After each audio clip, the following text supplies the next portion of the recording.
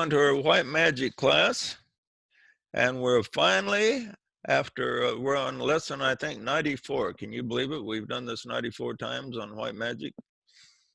Perhaps the most extensive class ever given on this book, I don't know. But we're up to rule 15, the last one. And the rule 15 states, the fires approach a shadow, yet burn it not. The fire sheath is completed. Let the magician chant the words that blend fire and water. And this is divided into 4 sections. What he calls first of all, the esoteric sense, and second, the negation of the great illusion, and third, a call to service, and 4, the New Age groups and training. So he doesn't explain right off the bat what these 4 things have to do with blending fire and water, but let's hope we can figure it out by the time we're done with this particular rule. So it's interesting wording on that. Blending fire and water. So looks like a little bit like trying to blend oil and water, perhaps. Kind of difficult to do, but when you blend fire and water, you get steam. That gives them kind of an esoteric sense about it there. Great steam. Wasn't he speaking about fire and water in regards to fire being spirit and water being emotions, or the physical, when you blend those two together, you know, like Buddha says, walk the middle path. Yeah, quite possible. Quite possible. That's a strong possible meaning to it. We'll find out if that's what he's talking about as we go along here. That'd be interesting thought there. But yeah, water is a definite symbol of the emotions. Sometimes it's used as a symbol of other things. This is one of the interesting things about esoteric things, is sometimes one thing can be a symbol of a couple different things, or a symbol on several different levels. Like water is also a symbol of the astral world, and so on. Now, first of all, he wants to go into what he calls the esoteric sense. And as he's talking about this, he explains how to get the most out of this book or any kind of deep book. He says, first read it through and gather from it 3 or 4 of the main points. So just read it through kind of casually, gather through 3 or 4 of the main points. Then go back through it and read it very carefully and fill in the secondary details of those points. And then go through it a 3rd time, reading and getting all the details that you can. And by the time you do it 3 times, you will have a really good idea. Now, sometimes I've started a book and didn't pay a lot of attention as I was reading it, and sometimes you read along and you kind of don't get the whole main point of the book until maybe you're halfway through. So what I do sometimes is I go through a book before I actually read it, and read reviews on it, read a synopsis of it, maybe go to Wikipedia and read a short synopsis. And this gives you a general idea of what the author is about. If you start with a general idea of what the author is all about, that will help your understanding as you proceed. So this is really important. So DK says this is an important approach with his book. Just get a good general idea of what his whole message is about. And then you go back through and read it carefully. I've never been a speed reader in my life, and I've always wondered if these people that say they can read thousands of words a minute, how much they can really absorb, because when I read, especially words that I consider inspired, I read them very slowly. Matter of fact, I read this article one time on, it was called Slow Reading. And this guy recommended reading very slow so that you can really absorb and get what's there. And this is what I do with reading, with teachers that I consider inspire, as I read fairly slow so I can grasp what's trying to be said. Because sometimes there may be just a phrase in the text that has some really good meat in that if you're reading it quickly, you just won't get. And so you have to, and even better than slow reading is to take a phrase, say like blending fire and water that we were just talking about, and just think on that phrase. Think of all the different meanings it might have. You can take one phrase and think about it for a week or even a month, and a tremendous amount of light will come over a period of time that you couldn't possibly get by just reading it quickly and or even memorizing it perhaps, but let it foment within your consciousness. And I don't remember how many times I read White Magic. I think I've read it at least a half a dozen times myself, but it's I and now that I'm teaching it, I'm finding there's a lot that I missed. All those different times that I read it, there's still a lot that I missed and or forgot about or whatever. So it's when you're reading, absorbing deep material, you just can't get it by one quick reading, but the first reading is to get an idea, and then subsequent readings is to get the meat of the subject. Now, we give another suggestion that really stuck with me that isn't included here, and I can't remember which book it was in. But when I first started reading the Bailey books, I was thinking to myself, boy, I'm reading these over and I'm really not absorbing a lot of the stuff he says because it's really deep, especially when you first start reading it. You wonder if you're ever going to understand it. But it was had enough light there I was absorbing that I kept going. And then he said this.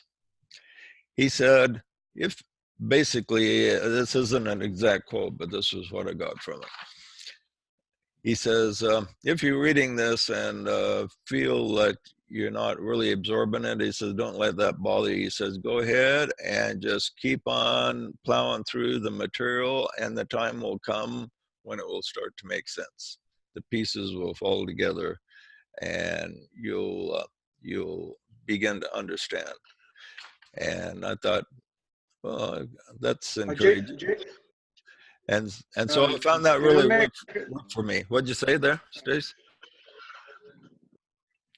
I was going to say, there's a book called Shine Forth, The Soul's Magical Destiny by William Meader. And William Meader goes kind of in depth about what Alistan and DK was explanation. Oh, yeah. And also addresses the initiations in kind of detail. So anybody who's following DK, and he's a member of the Theosophical Society, so he's not a just fly-by nothing. If you listen to this guy, you'll understand. But what he puts in his book is really, really would be helpful for everybody here following white magic, because he gives some really in-depth explanations of what it's about. So he's a theosophist that accepts the Bailey writings, huh? Oh yeah, he follows Alistan and DK. It talks about him. Yeah, he's right along where we're talking about. Only more in depth of what we're. Because there's a lot of theosophists that think Bailey is being a heretic. So I think more and more of them are starting to accept the value of her writings, though. William Meader is not just a theosophist. He's a deep student of the Bailey teachings, and I've heard him speak many times in person at the. Really? He speaks quite often at Michael Robbins gatherings in Arizona. Yeah, is he pretty good then? You recommend him? I recommend him to anyone. Yeah, okay. I don't know if I've read that book. I'll have to check it out. What's the name of it, Stacy? Yeah, what's the name of that book again? It's called Shine Forth, the Soul's Magical Destiny. Oh, okay. Post Okay. that. Does he write in, is he like easier to understand than DK is then? For the average Absolutely. person? Actually, he explains many of the things that DK talks about in Yeah. a level that is understandable for Average guy, us huh? people. Yeah. Okay. Sounds good.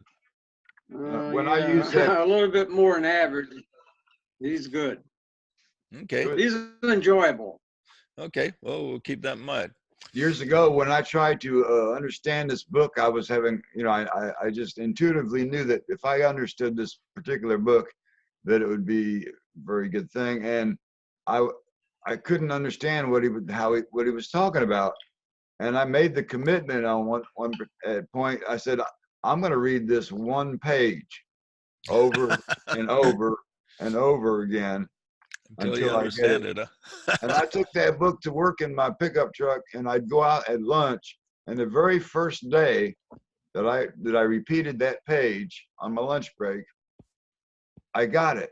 And after I got it, I put the book down and closed my eyes for a second. Yeah, I got it. When I opened my eyes, it was enlightening, and I mean literally. It was like I was in front of an arc lamp. It got so Really? white that I could see right through my hands.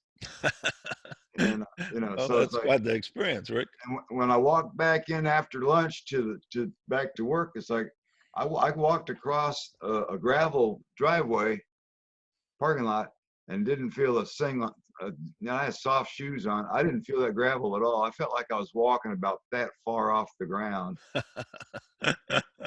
Well, you'll have to read another page then, I guess. Yeah, I read the whole book, and I still have that book. Okay, well, good. Okay, he says, the esoteric student must place his attention on spiritual principles and the unseen or abstract side of life.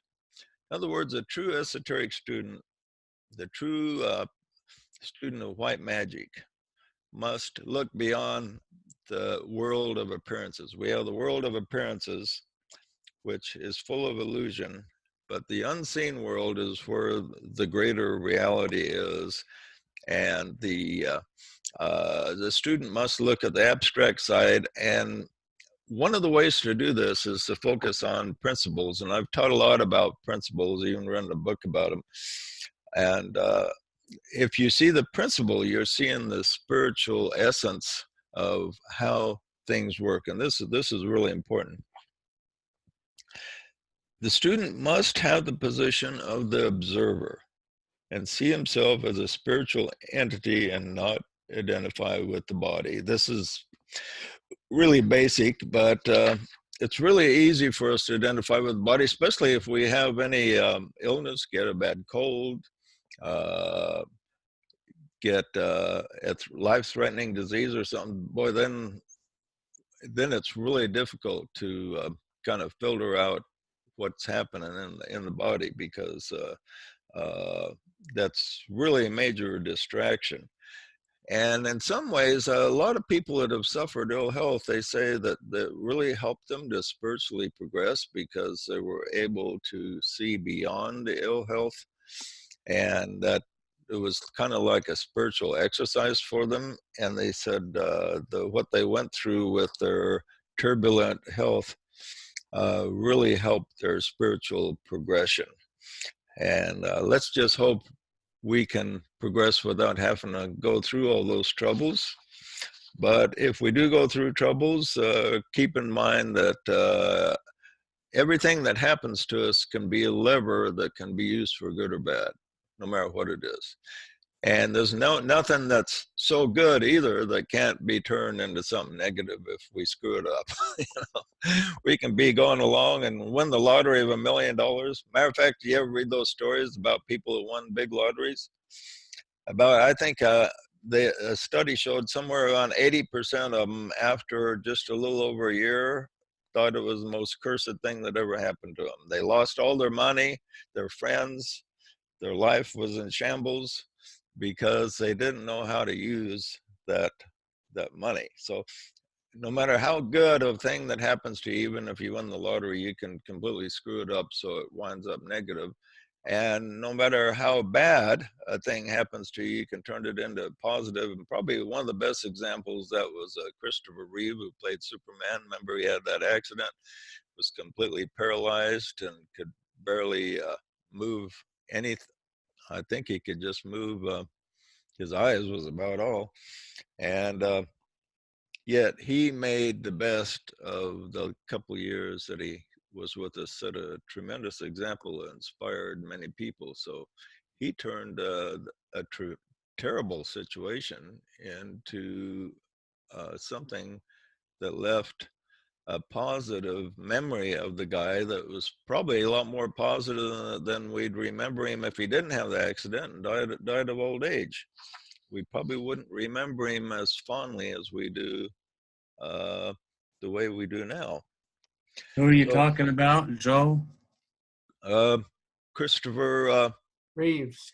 Reeves, that played Superman. Oh, Chris Reeves, yeah. Yeah, he set a great example of dealing with a bad situation and making the best of it. Much like Michael Hawkins. Yeah. There's people. Do you think that was a mission in life to do that? It's quite possible. Quite possible. Everything. Quite possible his soul engineered that. I'm sure it helped his spiritual evolution a lot, because I'm sure it taught him a lot. But it's like I said earlier. When I was younger, I prayed for patience and things like this, and then I had all kinds of problems that forced me to have more patience. And so I quit praying for that, because I thought, okay, I've got enough patience now, God. I prayed for patience. They threw me in jail. So I quit praying for it. Yeah, or I pray for wisdom and God gives me lots of problems. So yeah, right now I'm just open. I say, well, I'm just going along here. Whatever comes, I'll deal with it. Okay. The disciple must realize his unity and lines of contact with similar workers, and thus arrive at a conscious awareness of his position in the spiritual hierarchy of things. And he points out that a lot of foolishness about where everybody thinks they are. We have various teachers that tell us that they're Christ incarnate, from Christ incarnate to great disciple to maybe George Washington come again or something like that. And so they try to get authority over people below them by saying, hey, I'm this great entity. You need to listen to me because I'm right next to God himself, you know. And so this needs to be avoided. But That's the labors of Hercules. yeah, right. Yeah, he encounters this false teacher who says, I'm the only one that can take you there. Forget everybody else. I'm the man. And Hercules surrendered to him. He believed him because he had flowery speech and a way about his personality. And he took Hercules and he chained him to a rock after a while and kept him there for a year because he was listening so much to outside authority. That was the lesson. Yeah, there's great symbolism in being chained to a rock, because that's what happens. You get some guru and you feel that he tells you who you're going to marry or what you're supposed to do for a living, how much money you're supposed to give him. And that's like chaining the disciple to a rock, and then he has to break free. And when Hercules broke free, what did he do to that teacher? He's turned him right upside down and chained him to the rock. Yeah. In other words, the teacher suffered karma for his wrongdoing. And so that's, seeing karma worked out in a righteous way is kind of a fun thing to observe. Okay, so, but this doesn't mean that we're not supposed to assess ourselves. the disciple needs to assess himself the best he can as where he is, because you can't take your next step until you get at least a rough idea of where you are. Then your next step can be the right one. If a guy thinks he's right up there with Christ and pretty close to a master when he's just a beginner, then he'll think his next step is maybe saving the world, where maybe his next step is really just saving himself, or doing the best for his family and friends, helping somebody else move the work along, or whatever. But assessing yourself correctly is important, and a lot of people have expressed to me that they have difficulty in doing this, so they don't know where they are. And I'd guess that quite a few disciples are just not sure where they are, but there are clues. Okay. Well, if that being the case, just follow the highest you know. Right. Follow the highest you know, and do the best you can to ascertain. He says the important thing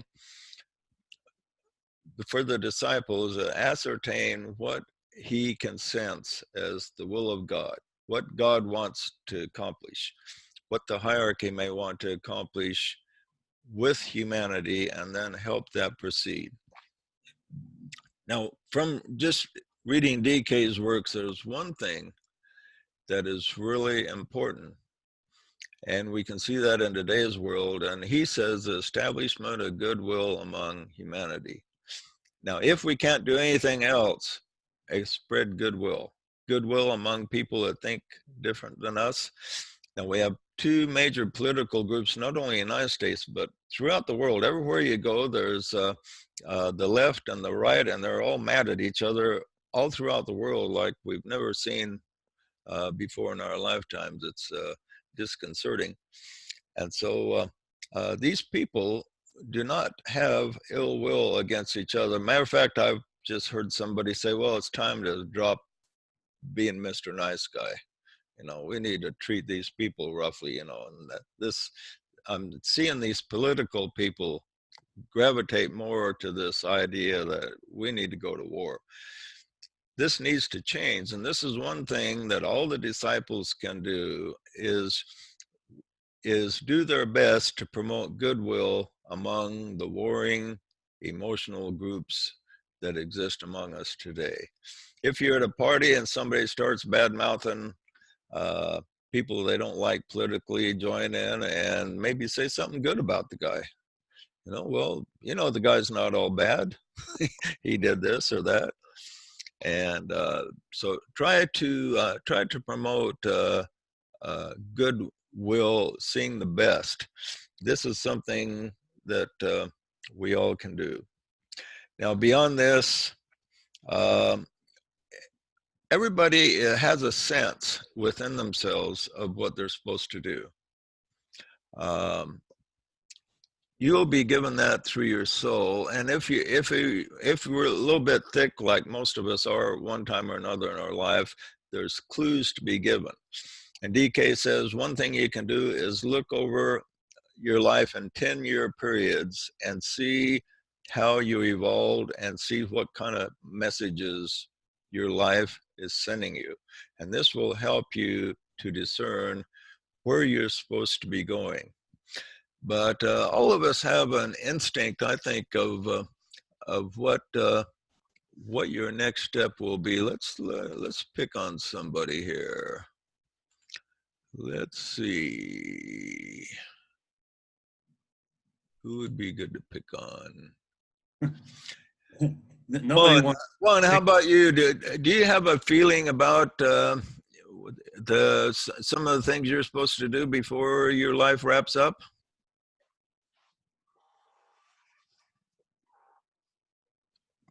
Who are you talking to? Jan and Eva? Well, there is always few things which we want to accomplish, but time to time we just like running out of time. Yeah. So yeah, there is always some kind of in our mind bubbling that this is going to be kind of like a stuff right now, not tomorrow or next day, just right now, but never kind of works that way, you know? Yeah. And that's the thing. Each disciple has kind of an inward impulse as to, well, I'm supposed to, I feel like I'm supposed to be headed this direction. If nothing else, if you don't get a specific thing, you will have a sense of direction. How about you, Kurt? You got a sense of direction? Yeah, I have a sense of direction. You know, teach. Now, Spend. sometimes you don't. Sometimes you don't know specifically in detail what you're supposed to do, but you get a sense of direction. Does that register with you? Yeah, well, you get in touch with your purpose, and you through meditation, or sometimes I am on the top of a ladder with a chainsaw, and I get impressions about what I need to do next, or someone I need to call. You know, sometimes it's not such a big 10-year, 20-year vision, although that can be a part of it. But sometimes it's just, what do I do next? You know, who do I call? Who do I need to connect with or talk to? And then I'll give Pam a call, or Deanie a call, or Ed a call, and you know, that's my next step. But it all plays out into the big scheme. So just being Yeah. sensitive, I think. So the disciple needs to examine himself, and if you do feel you're some great entity, the DK says, well, keep it to yourself, you know. Just identify with being average humanity and just the normal guy. And you I know, know my job. when people meet a great leader and they go away and they say, well, you know, I was expecting to be overwhelmed, but you know, he's just a regular guy. And when people come away with that impression after meeting somebody famous, they actually like him even better because, whoa, I thought he was going to be like this, and he's just like me. And that makes people a lot more accessible to you, even if you think you're some great being. Well, you know, Interplay with people just like you're one of them. And so, and if we do think we're some great being, we're probably in some illusion over it anyway. So, just and the reason this is important is that our pure essence within us is all linked to God in the same way. So the essence that's within us that we are headed toward is all the same. We're all in the same boat in a lot of ways. So we're in the same boat a lot more than we can realize, and we're one more than we can realize. And this is why it's important to not see yourself as being better or superior. That superior attitude is negative. Even Jesus discounted this. A guy come up to him and he says, "Good master," and he says, "Why are you calling me good?" He says, "There's only one that's good, and that's God." In other words, Jesus was telling him, "Hey, I'm just like you." I think humility is the word that we need to think about. Meaning of humility. Yeah. But a fair assessment of our progress and devotion to truth, but live in humility. Yeah. well, the Tibetan says he's average just like everybody else. He's just a disciple like everybody else. If you met him in a coffee shop, you probably wouldn't know that he had written all those books. He wouldn't be tuning his own horn. It just seemed like an average, maybe above average guy, somebody you really enjoyed hanging out with. But he said, "Well, I'm just average person, just like you." Yeah, DK says the definition of humility is to find out who you are and act accordingly. Your place upon the path. Yeah, find out your place upon the path, who you are, and act I know what accordingly. my job is. My job is I gather. Yeah. Okay. He says he wants to us to understand what he means by the esoteric sense, and he says essentially, it's the power to live and function subjectively, to possess a constant inner contact with the soul and the world in which it is found. And this must work out subjectively through love and actively shown through wisdom, steadily outpoured, and through that capacity to include and identify oneself with all that breathes, feels, which is outstanding characteristic and the truly functioning sons of God. I mean, therefore, an entirely held attitude of mind which can orient itself at will in any direction. He says a lot there, but one thing that kind of stood out, he says, to identify oneself not only with other humans, but he says, all that breathes and feels. Okay. And so all life upon the earth is sacred, in other words, and we need to identify ourselves with that. You know, sometimes when I walk by a plant, I kind of feel the plant calling to me, and I'll grab some of its leaves and just try to tune into it. And I sense that that plant is, you know, a struggling life form, just like I am, but just on a different level. And same thing with a dog. You see a cute little dog and you pet it, you know, it's just struggling to to take its next step just the way we are. And all life is has a unified field about it that it's all struggling to go upward and expand. And it's an interesting thing to contemplate. Okay, the person with a strong esoteric sense will control his emotions and have a calming influence on associates. He can tune into the world of thought and reason, and finally, the intuition and the soul. So this is another interesting statement he makes, is that we can have a calming influence on associates. Now, this is not, you can't really take this black and white and look at the greatest of us all, the Christ.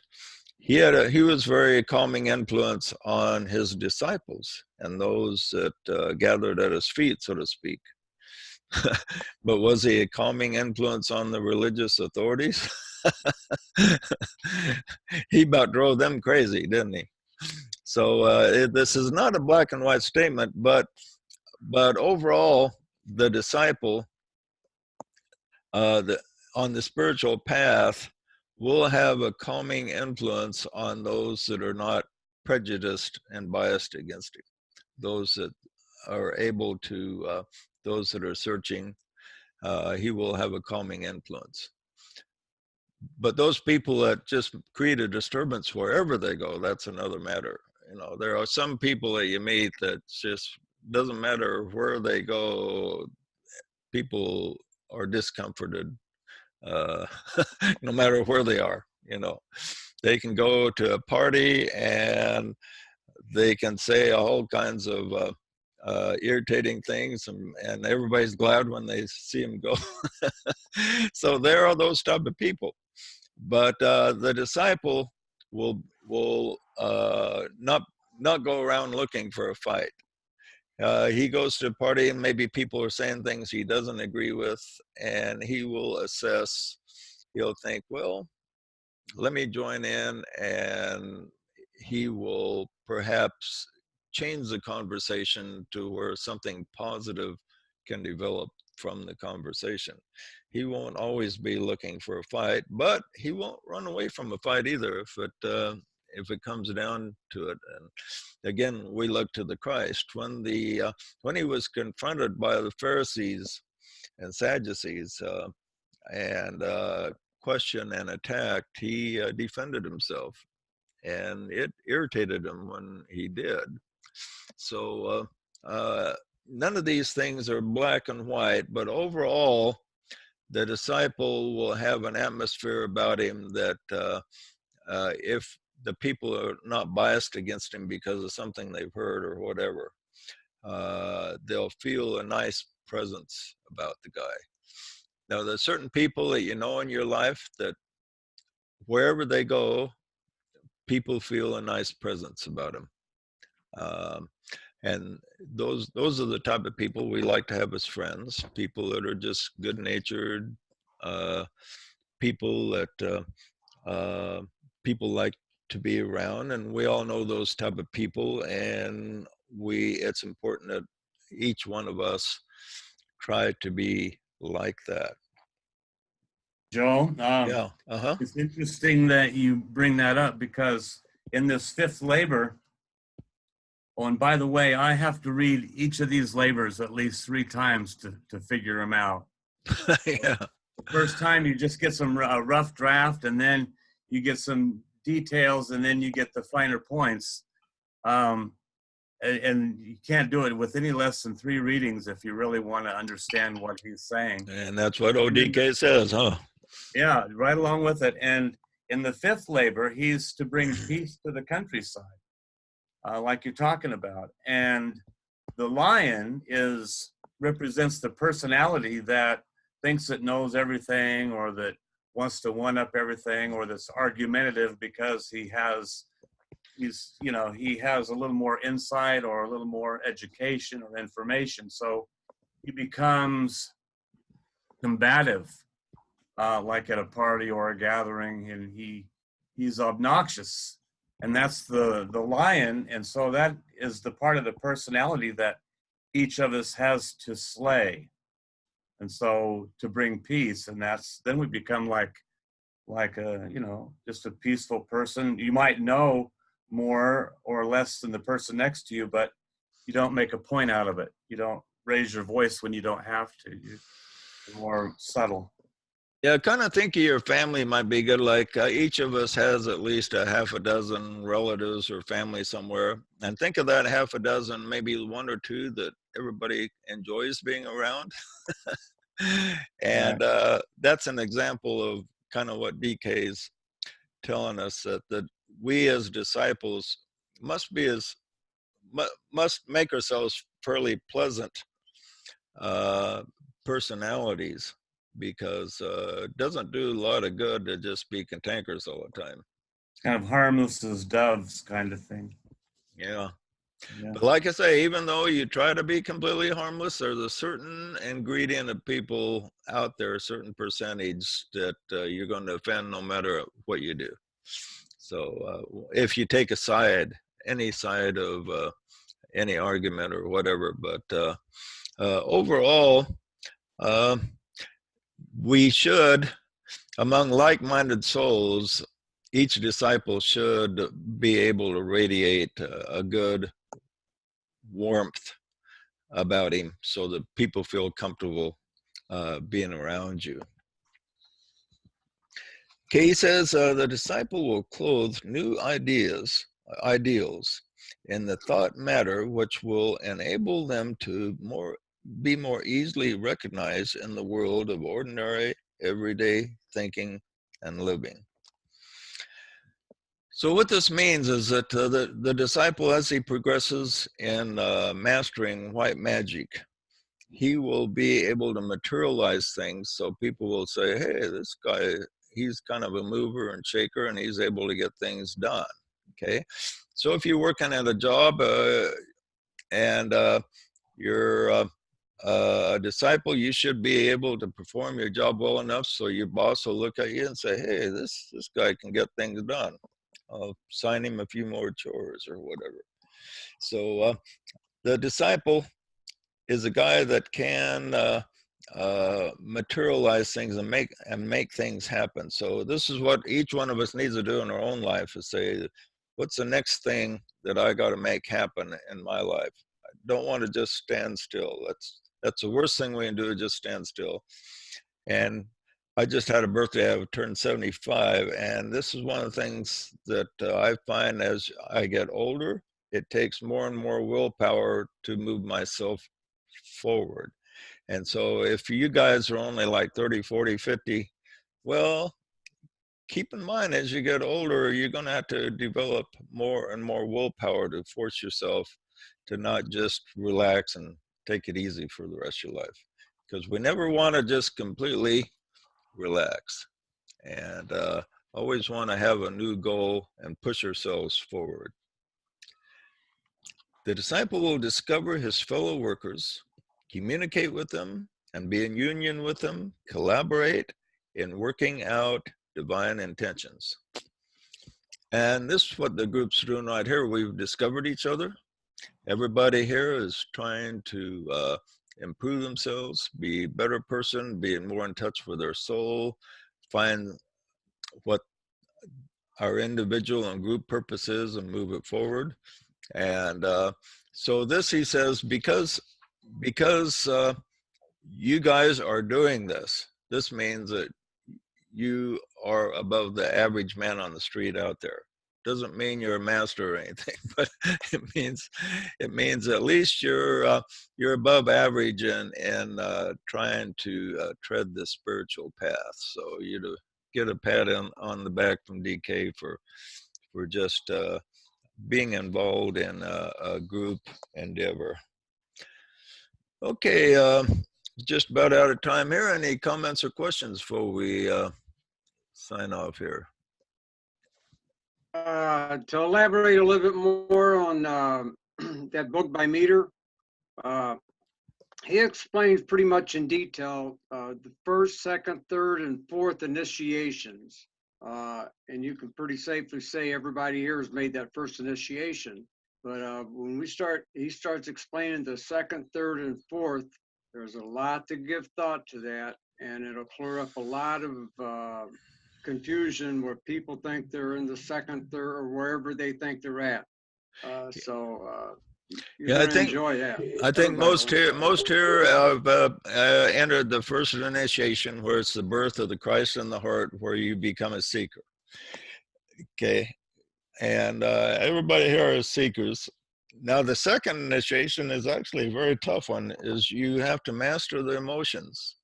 So if people can make you angry or irritable by just saying the wrong things to you, then you still got work to do. The second initiation, he says, is actually one of the toughest, because we live in a very powerful emotional world. And even when people pass the second initiation, they still have some powerful emotions to deal with. Like, look at Christ dealing with his emotions when he cleansed the temple.